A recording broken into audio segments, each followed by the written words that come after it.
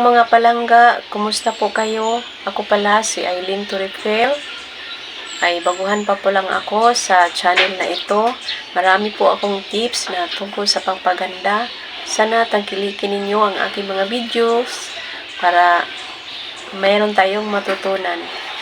Mahilig po ba kayong mag-eskinol? May tuturo po akong tips kung paano tamang paggamit sa eskinol. Lalo na pag mahilig kayo mag-makeup, galing kayo sa work, tapos hindi na kayo naghihilamos dahil pagod na yung katawan natin. Naglalagay na lang ng eskinol o cleansing dahil tinatamad na maghilamos. Okay lang yan mga guys, mga palangga. Ang dapat po natin gawin para di masira yung mukha natin, kasi lagi natin yung ginagamit. Ito ang ginagamit ng panglinis o palipanghilamos na rin sa mukha. Ito ang dapat natin gawin para mapanatili natin ang ating mukha na palaging mukhang bata.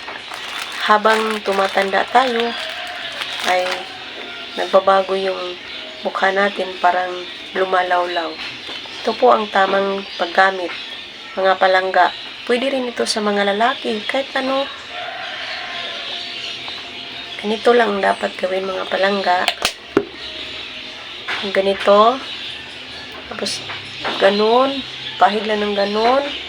Ganun. Push mo lang sa taas. Push mo lang sa taas. Ganun. Ulit. Push. Ganun, ganun, ganun. Ganun ang pagpahid. Huwag yung ganun-ganun, mga guys, mga palangga ko. Huwag ganun. Nagkasisira yan. Kasi pag lagi mong ginaganyan yung mukha mo, pag tumatanda, umano yung edad natin, hindi masyadong maglawlaw. Mapanatili pa rin yung ganda natin at yung pata. Diba?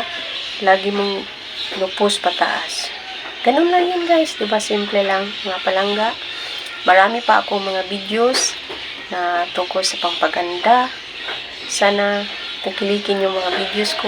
Gusto mong updated sa mga videos ko, paki-click na lang ang subscribe. Thank you sa panonood.